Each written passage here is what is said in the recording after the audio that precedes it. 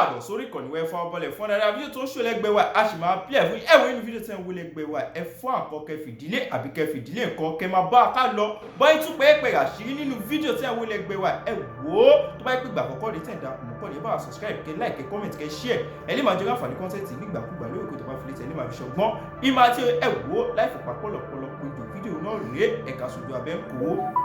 sí gbogbo ọmọ Yorùbá òun ni wípé èèyàn mélòó ni ẹ̀mí ẹ̀ máa bọ́ ká tó rí solution sí ogun tó ń jà wá lẹ́yìn wọ́n tún ti gbé ọba kan. Ondo is under siege. Ọ̀yọ́ again is under siege. A dẹ̀ ń pretend bí ẹni pé nǹkan kan ò ṣẹlẹ̀. Yet gómìnà Borno ló tún wò sùsùsùsùsùsùsù. Olè ń wò lẹ́gbẹ̀ẹ́ mi. Borno government integrates 720 former Boko Haram insurgents.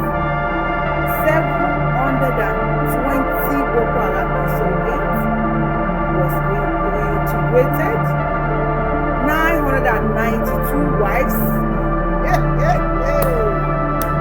and 2,050 children into society.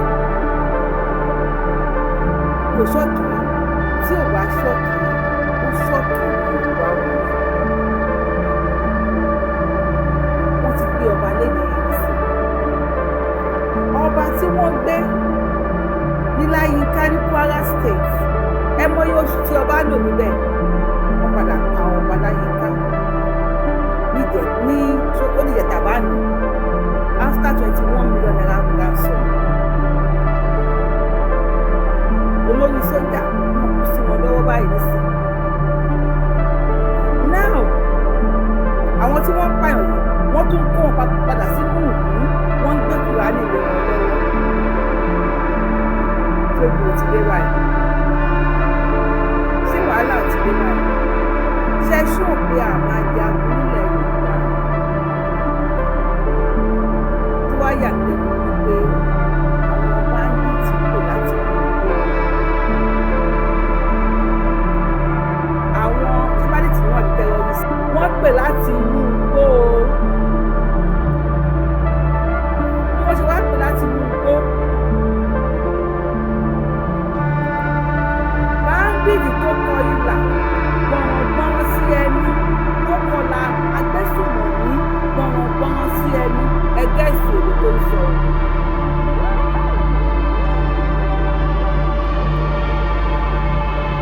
Terrorist tó kọ ìlà gbọ̀nràngbọ̀nrán sí ẹni ó pè ní fídíò call. Ẹ bá mi gẹ́ẹ̀sì èdè tó ń sọ.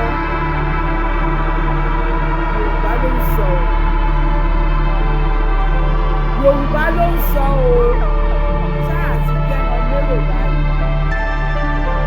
Ṣé wàhálà ò tẹ́kì wàyàmọ̀ máa ṣò? Ṣé wàhálà ò ti wà báyìí? Ọkọ̀ mo ṣáà ṣe ìwé ní ìgbòho.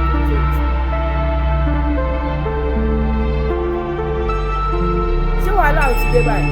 Now àwọn tí wọ́n tú kalẹ̀ yìí nísìn 720 Boko Haram wọ́n ti pààyàn. Ìjọba Nàìjíríà dáríjì wọ́n kó wọn sínú society 720. Wọ́n kó àwọn ìyàwó wọn 992 àti àwọn ọmọ wọn 2,050. Ọmọ Boko Haram 2,050 ọmọ wọn pẹ̀lú ìyàwó wọn 992 pẹ̀lú àwọn jẹ́ Boko Haram gbọ̀ngbọ̀ngbọ̀n wọ́n ti padà 720 wọ́n dà wọ́n padà sínú ìlú Boko Haram 720. Olè ń wò lójú àwòrán yìí o wọ́n tó wà nílé wọn lọ́wọ́ wọ́n ní tán búra pé àwọn ò ní ṣe bẹ́ẹ̀ mọ́ àwọn tó búra last month àwọn ni wọ́n gé orí sójà ní last month. dá àwọn kalẹ̀ wọ́n ní kó máa lọ lálàáfíà ọkọ 720 ìyàwó 992 ọmọ 2050 ẹjọ ọmọ mélòó ni Boko Haram kọ̀ọ̀kan bí ọmọ mélòó ni Boko Haram lọ sí school ni Boko Haram kọ̀ọ̀kan bí ìyàwó mélòó náà fẹ́ báwọn kọ̀ọ̀kan ti jẹ́ 720 tíyàwó jẹ́ 992 tí àwọn ọmọ jẹ́ 2050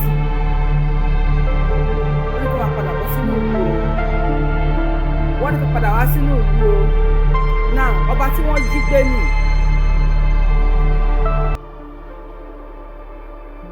àwọn ilẹ̀ ń wò yẹn kábíyèsí ní Oǹdó ni wọ́n ti jí kábíyèsí gbé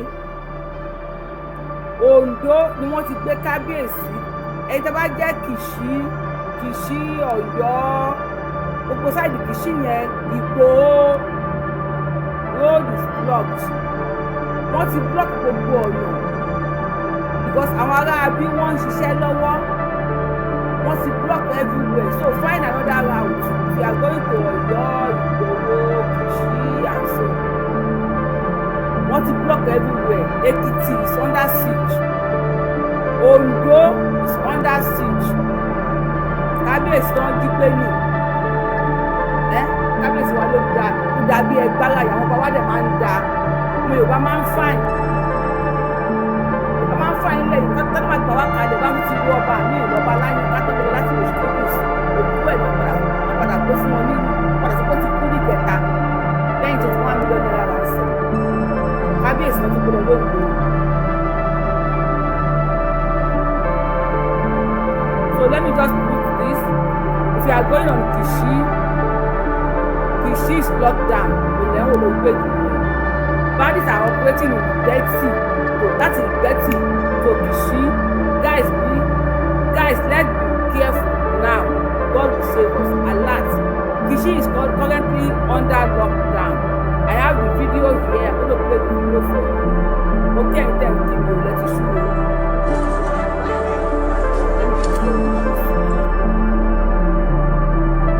Let's play it.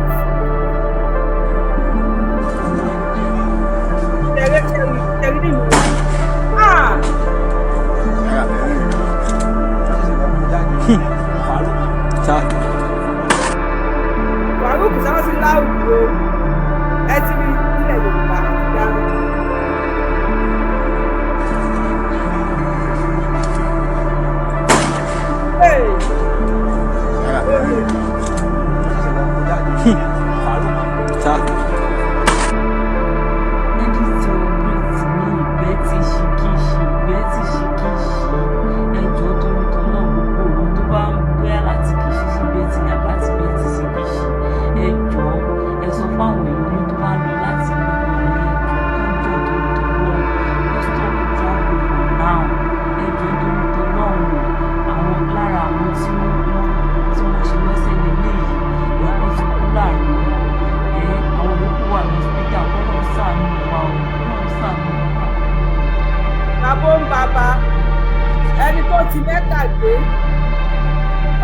Ẹni tó ti Mẹ́kà dé náà lọ kí o wọ́n ti para bọ́n bàbá o Ìgbẹ́tì sí Kìṣí Ọ̀yọ́ state again Ọlọ́run bá wa aṣọ yìí o abáwa aṣọ́lẹ̀ Yorùbá o Ọlọ́run bá wa aṣọ ilẹ̀ Yorùbá they are operating badly ní Ọ̀yọ́ state lọ́wọ́lọ́wọ́ báyìí. Àwọn bandits operate ní Ìgbẹ́tì sí Kìṣí ẹjọ́ torí tọ́lọ́ gbogbo owó tó bá ń bóyá láti Kìṣí sí Ìgbẹ́tì ní àbátí Ìgbẹ́tì sí Kìṣí ẹjọ́ ẹ sọ fáwọn èèyàn tó bá lọ láti gbọ́dọ̀ ní ẹjọ́ kọjọ́ torí tọ́lọ́ ó stop traffic for now ẹjọ́ torí tọ́lọ́ àwọn lára àwọn tí wọ́n ṣe lọ́sẹ̀ nílé yìí èèyàn kan ti kú láàrin wọn àwọn olókùn wà lọ́sẹ̀. Ọlọ́run bàbá ó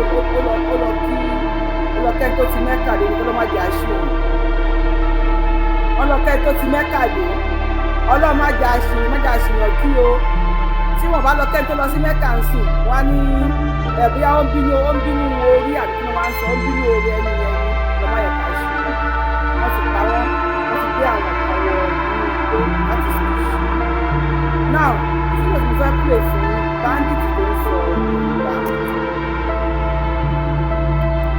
Yo.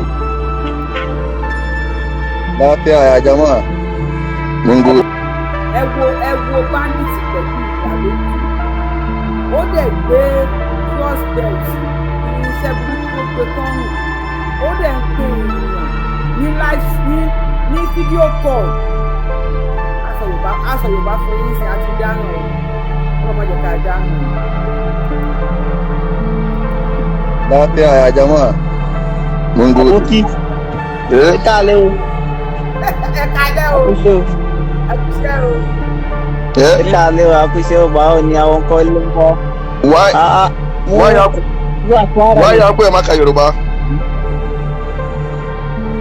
Ga wanda ya ji turanci nan. Guy, this is my oga no get English. Me English ni bana jin turanci kuma. Ni bana jin turanci. Baka jin English. Bana jin. Labari ne kana jin English. Bana jin. Ba Yoruba. Bana jin turanci. Ba Yoruba. Ba Yoruba. Ko si Yoruba. Sai Yoruba baja ko. Ba Yoruba. Sai Hausa da sai Hausa. Sai Hausa. Sai Hausa. Odaya. Sai Yoruba baja ko. Ba Yoruba. Yorùbá gbá ẹgbẹ́ Yorùbá tó ń sọ àti dá. Káalẹ́ o. Káalẹ́ o. Àkúṣe o. Ẹ káalẹ́ o, àkúṣe o, báwo ni àwọn kọ́ ló ń kọ́? Why ya ku maka Yoruba? Àti dá. Ga wanda ya ji turanci nan. Guy, this is my oga no get English. Me English ni bana jin turanci kuma. Ni bana jin turanci. Baka jin English. Bana jin. Labari ne kana jin English. Bana jin. Ba Yoruba. Bana jin turanci. Ba Yoruba. Ba Yoruba. Ko si Yoruba. Ẹ sọ. Sai Yoruba baja ko. Ba Yoruba. Sai Hausa da sai Hausa. Sai Hausa. Sai Hausa. Odaya. Kakak pa Yoruba mo ba kayo ba? Ya jama'a. Ìyá mi Abdulsalam Afusatulu Akẹ́mi ẹ ṣé. Ó dẹ̀ dùn mí wọ́n ti ẹ tó wá sórí tí orí TikTok ní ìjẹta yẹn wọ́n ní ma'am did you remember the VM play 2 days now pé over 300 ni wọ́n ti wọ ìgbẹ́tì wọ́n ti bẹ̀rẹ̀ iṣẹ́ nìyẹn èmi ti gbàgbé pàtí ẹ̀ play voice note tí wọ́n ní over 300 tí náà kan sọ lórí TikTok pé mi ò mọ̀ nǹkan tí mò ń sọ irọ́ ni wọ́n pa káà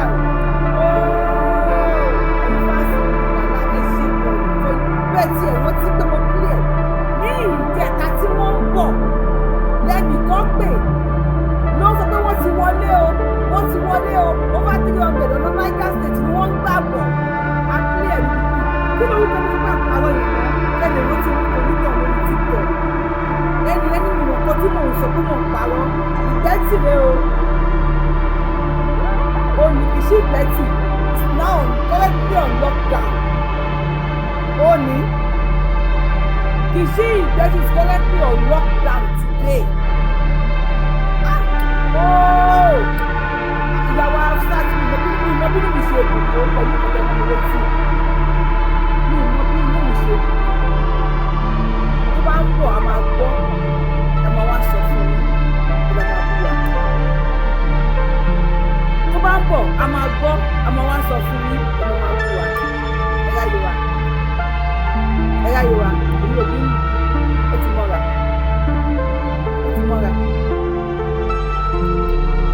Ọlọ́run ṣàánú wa o. Ọlọ́run ṣàánú wa. Kìsì ìgbẹ́tì yẹn wá lélẹ̀ báyìí. Ìgbẹ́tì ṣìkìṣì. Bàbá mi kẹta. Ẹjọ́ tó ń dun náà gbogbo ohun tó bá ń bóyá láti kìsì sí gbẹ́tì yàrá ti gbẹ́tì sí kìsì. Ẹjọ́ ẹ sọ fáwọn ènìyàn tó bá ń lọ láti gbogbo ìlú ẹjọ́ kánjọ́ tó ń dun náà. Kọ́sítọ́ọ̀mù travel for now. Ẹjọ́ tó ń dun náà mọ̀ àwọn lára àwọn tí wọ́n ṣe lọ́sẹ̀ nílé yìí èèyàn kan ti kú láàrin wọn. Àwọn yòókù wà lọ́sítà kọ́lọ́run ṣàánú wa o. Kọ́lọ́run ṣàánú tẹ̀ ń wò yìí ẹsẹ̀kẹsẹ̀ lòun ti kú tiẹ̀ àdé ń sọ ní kẹta lórí ètò yìí ní lọ́la àná ti wọlé o ní báyìí náà ń gbàgbọ́ o ní báyìí náà dé o wọ́n ní lọ́la wọ́n ká gbẹ́nu sọ wọ́n láàmú kọ́tà sọ lẹ́nu ẹ sọ̀rùn wọ́n máa yóò mọ̀ kọ́ tó ń sọ ni èmi ò kàn tí ẹ̀ wọ́n ti mọ̀ lẹ́yìn tèmi èmi ti sọ mo ti lẹ́nu kọ́ kí ló orúkọ ẹ̀ nìyẹn I just want somebody to remind me bá rántí orúkọ ẹ̀ mo lè káàdì ẹ̀ ìsìn kó wá wọn náà sọ ní ìjẹta tó padà ṣẹlẹ̀ lórí ọlọ́run àṣà ọlọ́run ọba wọn àkó máa ṣe àánú fún wa and you know what nǹkan tí mo rò nípa tó ṣẹlẹ̀ má ṣe padà pè fúlàní ẹ̀ fún ọ̀rọ̀ orí ọ̀rẹ́ àǹtí àti ìwòsàn ń jọ wò let's go. ó ṣẹlẹ̀ lónìí ní ìjọba àbílẹ̀ ìtẹ̀síwájú agbègbè kan tí wọ́n ń pè ní kọ́ wọ́n jí èèyàn kan gbé ní àwọn aráàlú yẹn àwọn ọdẹ wọ́n bá ṣe bí akin wọ́n ṣe dáadáa wọ́n bẹ́ síta wọ́n wọnú gbó lọ wọ́n bẹ̀rẹ̀ sí ní lé àwọn ajínigbé lọ òní ni mò ń sọ òní wọ́n bẹ̀rẹ̀ sí ní lé àwọn ajínigbé yẹn lọ wọ́n bẹ̀rẹ̀ sí ní yìnbọn àwọn yẹn jẹ́ òríjínà Yorùbá ó ní àwọn ọdẹ tí wọ́n wọnú gbó tẹ̀lé àwọn ajínigbé bí wọ́n ṣe ń yìnbọn làwọn náà dábọn padà ṣẹ́ẹ̀sì wàá mọ̀ pé ìbọn tiwọn kò dàbí ìbọn àwọn ajínigbé àṣẹyìnwá àṣẹyìnbọ̀ nígbà tí wọ́n fi dé ọ̀dọ̀ àwọn ajínigbé wọ́n rí ẹni tí wọ́n gbé wọ́n rí wọn jágbà ṣùgbọ́n wọ́n ti rí ká tó débẹ̀ ọ̀tá ti fẹ́ tán lọ́wọ́ wọn wọ́n wá ní kẹ́nìkan padà wá nù wọn kúrò àti tí nẹ́tíwọ̀kì wà wọ́n wá pe ìlú pé ọ̀tá ti tán ọ̀tá táwọn kú lọ ti tán o kí wọ́n bá wọn wá àwọn ọmọ ẹgbẹ́ kí wọ́n gbé ọ̀kadà kan lọ bì kan ládùúgbò yẹn kan lọ bá wọn ra ọ̀tá wá àwọn sì tún jagun wọ́n rí ọ̀tá lóòótọ́ wọn ra ọ̀tá ìgbà tí wọ́n rọta tán wọ́n bọ́ sórí ọ̀kadà wọn bọ̀ wọn àti ìdé ìlú padà ọwọ́ àwọn ọdẹ ti tẹ àwọn wọ́n ti tẹ ẹni tí wọ́n jí gbé wọ́n sá padà bọ̀ àwọn ajínigbé náà sí ìbọn sí wọn wọ́n ti wá ní kíkan nu wọn kó máa bọ̀ lẹ́gbẹ̀ẹ́ ọ̀nà tiẹ̀ kó tètè rí ọ̀tá gbà ṣùgbọ́n wọ́n sàmú ẹni ẹ wọ̀lú ìgbà tí wọ́n fi mú wọ̀lú àwọn ọlọ́pàá ti dá ọ̀kadà tó gbé àwọn tó lọ rọta dúró lójú kọ́dẹ̀ ránṣẹ́ ọ̀tá wọ́n ti dá wọn dúró ọlọ́pàá mú wọn níbo wọ́n ti rọta ẹ máa rọta kátríjì ọ̀tá tí wọ́n máa rọ sínú nǹkan ti báwò kóòkó làwọn pè é tó bá ti jáde lẹ́ẹ̀kan wọ́n sẹ́fì míì sí ìmí méjì ní wọ́n lẹ́nu méjì ìmúfù méjì sí ọ̀tá àgbọn kátríjì yẹn ọlọ́pàá mú wọn ọlọ́pàá kó wọn wọlé àwọn yẹn bẹ̀rẹ̀ sí ní pe àwọn ọdẹ tọ́rọ wọn ṣẹ́ àsìkò yẹn làwọn èèyàn ń jubilé tí wọ́n ti mú ẹni tí wọ́n gbé wọ́n ti mú wọn rí kọ́ọ̀lù wọn gbé wọn fi dé tọlọ́pàá bàtà àwọn ọdẹ náà láti pé àwọn táwọn ránṣẹ́ ń kọ́ wọn kò kọ́ọ̀lù wọn rí káwọn rí bísíkọ̀ọ̀lù wọn tó pọ̀ wọ́n pè wọn ọlọ́pàá ló gbé àwọn ọdẹ wá kóra wọn lọ tọlọ́pàá pé àtìlẹ́yìn inú ẹni tí wọ́n ti gbé ní àti lọ rescue ṣùgbọ́n àwọn ọmọ tá a ránṣẹ́ lẹ mú ọ̀tá tá a lò fáwọn tá a fẹ́ ọ̀tá tán lọ́wọ́ àwọn aláwọ̀ ọ̀rọ̀ tá wà àwọn ọmọdé nì àwọn ọlọ́pàá fún wọn lẹ̀ wọ́n ti gbé wọn wá báyìí láti lọ àrò iléeṣẹ́ ọlọ́pàá nìyọ ìlú àṣewájú dáadáa tó bá jẹ́ pé irọ́ ni tó yẹ pé ṣẹ́wọ̀n pé láàrin wa náà agbódegbà wà fún àwọn tí ń jiyàn gbé tó bá ṣe gbé agbódegbà ni wọ́n ẹ má fi wọ́n lẹ̀ ṣùgbọ́n tó yẹ pé find out pé ọmọdé ni wọ́n lóòótọ́ ẹ dákun ẹ jẹ́ ká fi wọ́n lẹ̀ kí á lè encourage àwọn local hunters àwọn ọdẹ wa yìí tí wọ́n ń jà fitafita. ìwé ti gbọ́ láṣẹ ìgbẹ̀ta yẹn náà lábúlé fígbà lájọ Oríyọmí àǹsáàtì tí àwọn ajínigbé wọ ìlú kọ̀mú láti save Ọ̀yọ́ state tí wọ́n wá jí àwọn èèyàn gbé tí àwọn ọdẹ àwọn bá pariwo èèyàn bá dé wá nílé ẹ̀yà dé nílé sọ́lẹ̀ kúrò ní kúrò ní ká ṣe àwọn ọdẹ dẹ̀ dìbò wọ́n dẹ̀ lé wọn. wọ́n ń yìnbọn sáwọn ọdẹ àwọn ọdẹ náà ń yìnbọn padà. ìgbà tó rí wípé àwọn ọdẹ yìí ìbò òwò ara wọn wọ́n ń láti ju ẹni ìyẹn kalẹ̀. bẹ̀tí kí wọ́n tó dọ́dọ̀ wọn ìbọn ọta àwọn ọdẹ ti tán. àwọn ọdẹ wọ́n wá pè kọ́ lára àwọn ọmọ wọn pé ẹ̀yà mú méjì ẹ lọ sí ìgboro ẹ lọ ra ìbọn ọta ìbọn fún wa àwọn ọta káfíìjì ni o kọ́bí pọ̀jùpọ̀jù pọ̀yà àwọn ọta tó lè fèsì àwọn ajínigbé nígbà tí àwọn bàbá yẹn wọ́n jẹ́ bàbá wa tẹ́ pé wọ́n gba ẹ̀sìn àwọn báwo làwọn pé àwọn tí wọ́n lọ ra ọ̀tá wọ́n lọ ra ọ̀tá. Báwo làwọn ọlọ́pàá ṣe mọ̀? Wọ́n wá lọ wò ní àwọn ọmọdé, wọ́n mú wọn. Ẹbí tó wọ́n tí kò wọ́n kalẹ̀ nísìn. Ní èmi tó wá jí ọba gbé ní ọ̀wọ̀ nísìn tí wọ́n tún wọ kìsí ìgbẹ́tì tí wọ́n bẹ̀rẹ̀ sí ní kó àwọn èèyàn tí wọ́n ń pa àwọn èèyàn. Ẹjọ́ lẹ́ni 14th of June 2026. Ọdẹ wo ló máa jáde? Ọdẹ wo ló máa padà wá jáde wá rescue àwọn tí wọ́n ń jí gbé? Ọdẹ wo ló máa